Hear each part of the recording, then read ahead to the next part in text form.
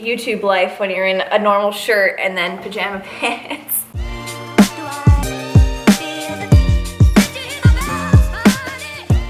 Good morning, you guys. Welcome back to my channel. Thank you for clicking on the video. Today's vlog is strictly a Q&A. It has been highly requested, so I figured I would sit down and do that for you guys.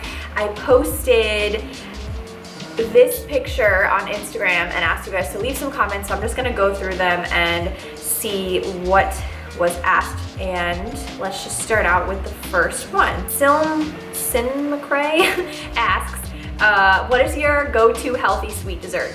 By far, Halo Top. Easy answer. I love the chocolate chip cookie dough and the peanut butter. I still have oatmeal cookie to try. I'll keep you guys updated on that. But I like to put the peanut butter flavor and then crush up little pumpkin mini Reese's in there. Oh, so good. Gibbles and Bits asks, how did you make paying for CrossFit a priority while trying to get out of debt and save and life in general? So training to me is really important, and it just came down to prioritizing. I had to get rid of other things in order to afford a CrossFit membership. For me, like, that was important. There's two things that I'm not gonna sacrifice no matter how much money I'm trying to save or how much debt I was trying to get out of, and that was my training and my eating. Like, I'm never gonna eat foods and I'm never gonna not train. I had to kind of like adjust other things in order to be able to pay for that. So, you know, things that add up, like stupid things, going out to eat, like going to Starbucks, those type of things you have to cut out if you want to be able to afford something that's important to you. Jesse Sands asks, what is your favorite genre of music and where do you find music for your vlogs? SoundCloud is where I get my go-to music for all my vlogs, and I do usually leave the link down below in the description box. A lot of the times I pay for the music because I want to support the artist and just because it's not copyrighted. But my favorite genre of music, I don't know, like it kind of depends on my mood. Like sometimes I like country, sometimes I like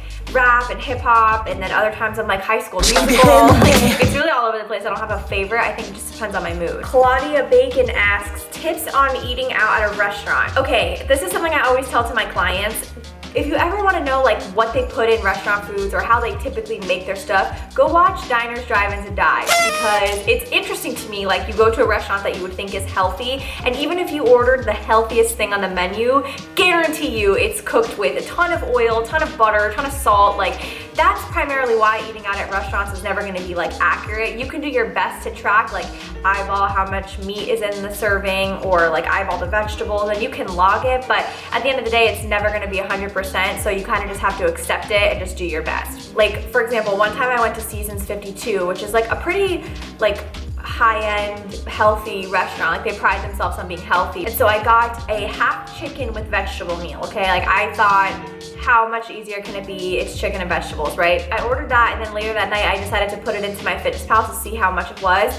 You guys, the sodium was 1,200 milligrams of sodium. That's like more than half of sodium that I eat in my entire day. And I was just like, how is that possible? Like, no wonder people go out to eat and they feel bloated, and the next day like the scale goes up and they freak out. Like, you're not gaining weight from going out to eat, but the bloating is real. If you indulge in a ton of sodium and fats and things like that, you're gonna blow. It's natural. So just keep that in mind when you go out to eat. NGTVX I just butchered that, asks, how do you handle needing to take personal time away from the gym? Currently on a 3-day break from my program to deal with a mental health issue, and I can't stop thinking that in these 3 days off, I'm gonna ruin my progress and all my muscle will poof away. Any tips for telling that inner negative voice to knock it off? So this is another great thing that I always like to tell my clients. Things do not happen overnight. They don't happen in a week, they don't happen in 2 weeks. Maybe like small changes, but nothing significant is gonna happen in 2 weeks. You know, you have to think about it this way. It didn't take you 3 days to put on the body fat that you're trying to lose or the muscle that you're trying to gain. That takes a very long time. If it were to just pop on and pop off, nobody would be overweight, everybody would be ripped, nobody would be dealing with trying to lose weight or gain muscle. It would just be super easy, right? But that's not how it is. So you have to keep that in mind and just tell yourself, like, you're not gonna lose muscle in 3 days. Emily Ray Montoya asks, how did you develop the knowledge you have about nutrition in order to coach people, and did you get a certification? I'm not a registered dietitian. I've talked about that numerous times on my blog and on all forms of social media. I'm certified within CrossFit, which like they teach you about nutrition, but there is really no like macronutrient certification. It's kind of just like trial and error. I've been doing my macros for 3 years. Obviously going to school for like exercise science and nutrition studies, like that helps, but at the end of the day, it really comes down to like knowing how to do it, having experience with other clients. Like when I first started, I did a ton of my friends' macros for free, and it was kind of just like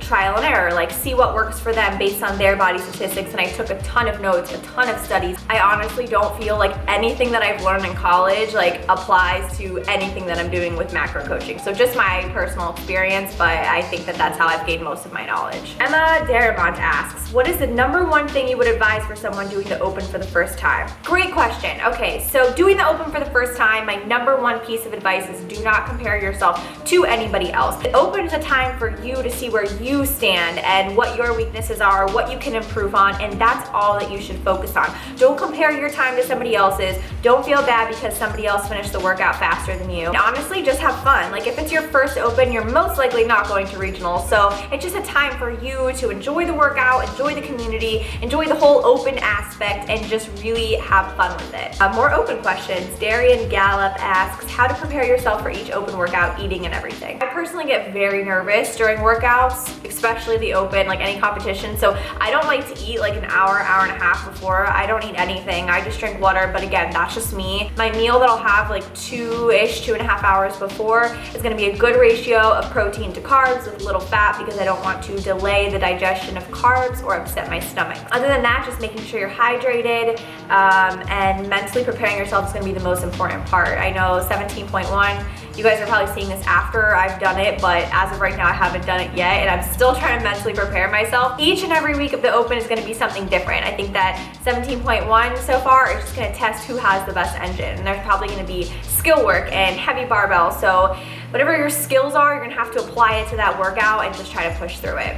Tamra Chakia asks, how do you not let macros and all the numbers mess with your head? Every time I flexible diet, I end up becoming obsessive over food. Okay, this is a great question, and I think it's highly, highly individual. Personally, I've never struggled with an eating disorder, so numbers are not triggering to me. To me, it's like strictly data. Like when I weigh myself in the morning, I never get upset that like, oh, I'm up 1 pound or down a pound. To me, it's literally just a way for me to track my progress and keep track of where I'm at. I think that that's something that you have to work on within yourself. If you do feel like you're struggling, I highly recommend talking to somebody, a professional, because I can't help you in that sense if you feel like flexible dieting and tracking macros is triggering or obsessive. It's just, nothing that I say is gonna be able to change your mindset. I just know that numbers are only numbers. They don't define who you are. They don't make you more or less beautiful. They don't make you more or less fit or athletic. So just keep that in mind and just remember that like who you are at the end of the day is way more important than any number will ever be. Moving right along, this is a good question. Catherine Bear asks, do you have any cool weightlifting milestones that you recently reached or are current goals? Like my fall meet goal is something to snatch with the blue plates and the clean and jerk with the reds. Yeah, I think that colored kilo plates are always a goal. I would love to snatch the red plates, hopefully soon. So current goal of mine right now is to snatch 135. I'm so close, I'm at 131. I weigh 115 pounds, so I would really like to have a 20-pound over body weight snatch. I think that's really cool and something I've been working towards. I would really like to at least front squat 200 by the end of the year. That's something that I know I need to work on quad development in order to get my clean and jerk up. Tiff for now asks, have you ever had an injury? If so, how did you overcome it and heal? And also, what kinds of recovery methods do you use or recommend for people who work out regularly? I, luckily, this is me knocking on wood, have never had an injury. I have like some nagging scapula issue just because of my scoliosis, and then like my back is usually pretty sore, but nothing like severe injury where I've needed to take time off and rehab. I'm very thankful for that.